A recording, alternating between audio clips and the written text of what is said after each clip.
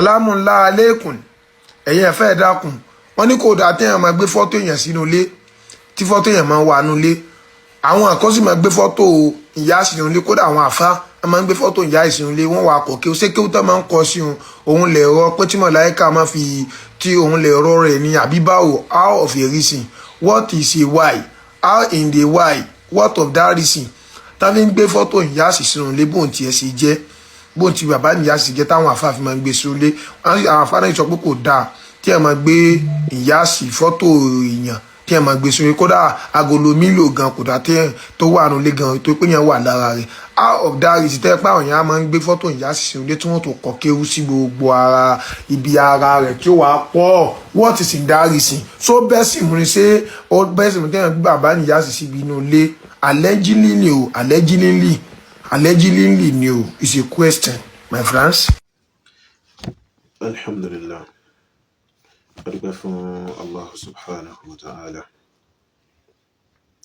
Atọ́rọ̀kẹ́ àti gẹ̀fà Nabi Muhammad sallallahu alaihi wasallam ike Allahu azza wa jal.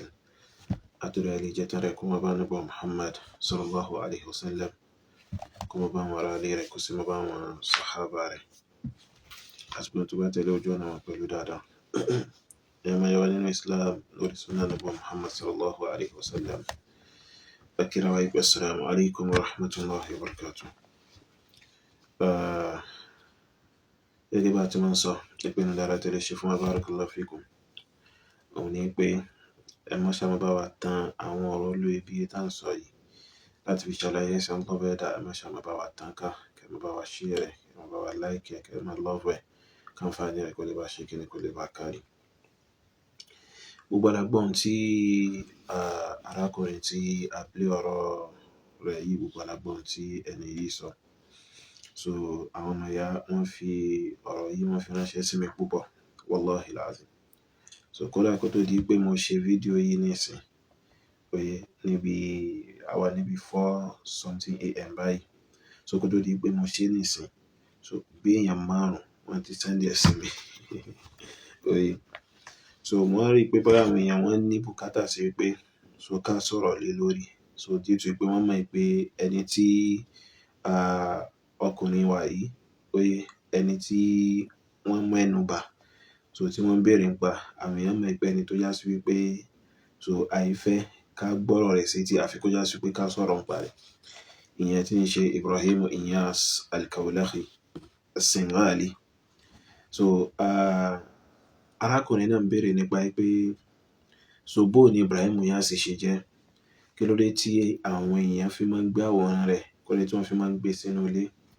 Ipe ṣèbí wọ́n sọ pé so ìmá gbé àwòrán ìmá fi kọ́lé kí èèyàn máa fi tolé. So ìmá fi àwòrán tolé ipe ṣèbí wọ́n sọ pé kò dáa ni.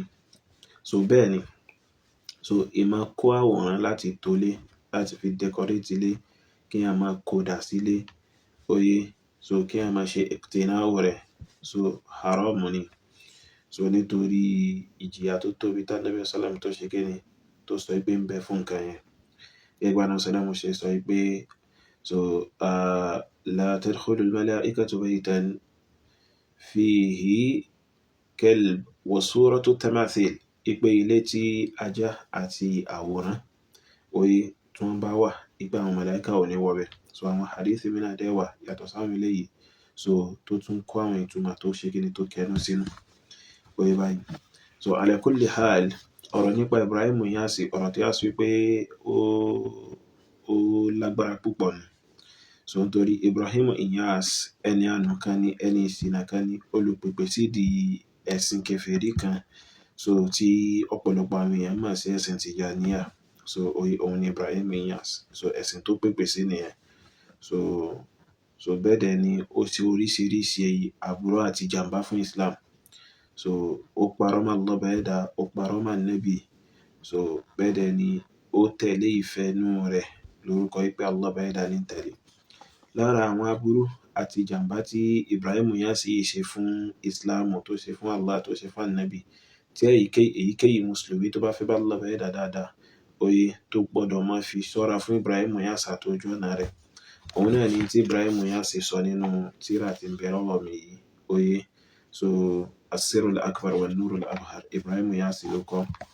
Ibrahim Inyas ń sọ ní page 45 ń sọ̀rọ̀ nípa kíni, nípa àwọn ipò tó yá sí pé àwọn ẹni tí wọ́n fẹ́ ṣe ẹ̀sìn Sufi Làsíyàmá Tìjàníyà, àwọn ipò tí wọ́n lè dé, so tí wọ́n fi ríra wọn bẹ́ẹ̀ nípa àwọn ti tẹ̀síwájú níbi ìjẹ́ wòlíì.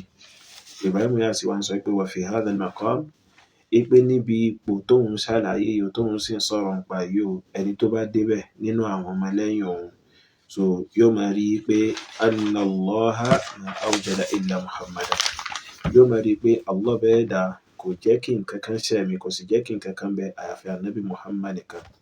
Wa ma arsala illa Muhammadan, Allah bẹ́ẹ̀ dá ò sì rán òjíṣẹ́ kankan, kò ránṣẹ́ àyàfi Ànábì nìkan. That is gbogbo àwọn òjíṣẹ́ tó bá ti ẹlẹ́yìn Ànábì wọ́n yìí ṣe ẹni tí Allah bẹ́ẹ̀ dá ránṣẹ́. Oye, Ibrahim Inyas sọ pé walam yursil min Quraysh, ipe bẹ́ẹ̀ dẹ̀ ni Allah bẹ́ẹ̀ dá òun rán òjíṣẹ́ kankan láti inú ìdílé Quraysh. Ibrahim Inyas wá sọ pé wa Muhammadun ma salla qattu wala sama wala hajj, ipe ẹni tó bá débi ipò yìí o nínú àwọn ọmọlẹ́yìn òun tí wọ́n fẹ́ tẹ̀lé ojú ọ̀nà rẹ̀ láti fi ojú ọ̀nà Allah àti tànàbì àti ìlànà àwọn sọ̀hábà lẹ̀, ẹni tó bá débẹ̀ o yóò máa rí pé Ànábì Muhammad Allah bẹ́ẹ̀ dá tó fi ẹ̀sìn rán, yóò máa rí pé Ànábì yẹn o ma salla qattu, kò kírun rí rárá àti rárá, wala som, kò gbààwẹ̀ rí, wala hajja, bẹ́ẹ̀ dẹ̀ ni kò ṣe hajj rí, wala jahada, Ànábì sallallahu ò jà, kò sì gbìyànjú sójú ọ̀nà Allah bẹ́ẹ̀ dá rí, wala nakaha, Ànábì sallallahu ò fẹ́yàwó, wala wulida wala walada lahu, so wọ́n bí Ànábì, bẹ́ẹ̀ dẹ̀ ni wọ́n sì bímọ fún Ànábì náà, so that is kò bímọ, ẹnìkan ò sì ṣe kíni, ẹnìkan ò sì bí. So in tó burú jù nínú gbogbo ohun tí ẹni yìí tó sọ sí bíbá yìí, òun náà ni ìfi ìròyìn wọn bí Ànábì, ẹnìkan ò sì bí, ìfi ìròyìn rẹ̀. So èyíkéyìí aburú tó bá wà nínú tí Ibrahim Inyas sọ yìí, oye yóò máa tẹ̀lé léyìí lẹ́yìn ni.